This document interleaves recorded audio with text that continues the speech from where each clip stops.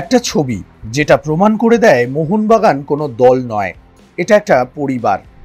রবিবার রাতে ততক্ষণে ক্রিস্টাল জনের লম্বা বাঁশি জানিয়ে দিয়েছে মোহনবাগান আইএসএল ফাইনালে। কয়েক হাজার মোবাইলের ফ্ল্যাশে যেন মুক্ত ঝরে পড়ছে যুবভারতীর গ্যালারি থেকে, আর সেই ঝরে পড়া মুক্ত দুহাতে কুড়িয়ে নিচ্ছেন মোহনবাগান ফুটবলাররা। রবিবার ছিল মোহনবাগান ম্যাশিওর সিরাজের জন্মদিন। ম্যাচ শেষে ডাগ আউটেই কোচ থেকে ফুটবলার সকলেই শুভেচ্ছা জানালেন সিরাজকে।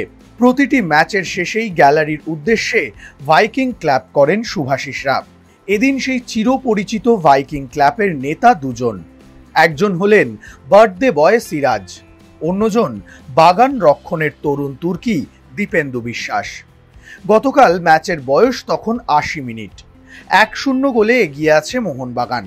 জয়ের জন্য গোলের খোঁজে দিমিত্রিরা, গোল হজম করলে বিদায় অবধারিত। এমন সময় হাবাসের পকেট থেকে বেরিয়ে এলো আরও একটা মাস্টার স্ট্রোক।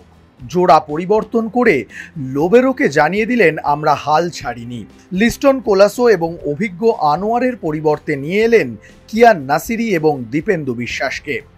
শেষ ১৫ মিনিটে শুভাশিস হেক্টরদের পাশে কাঁধে কাঁধ মিলিয়ে লড়াই করে গেলেন দীপেন্দু।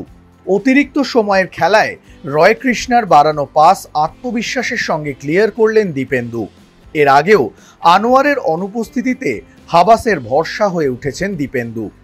তিনি আবারও প্রমাণ করলেন, একটু একটু করে অভিজ্ঞতা সঞ্চয় করে এগিয়ে চলেছেন তিনি। রবিবার গুরুত্বপূর্ণ ম্যাচে হাবাসের ভরসার মূল্য দিলেন, তাই ম্যাচ শেষে উপহারও পেলেন। ভাইকিং ক্ল্যাপের সময় দীপেন্দুকে সামনে এগিয়ে দিলেন হেক্টর লিস্টনরা।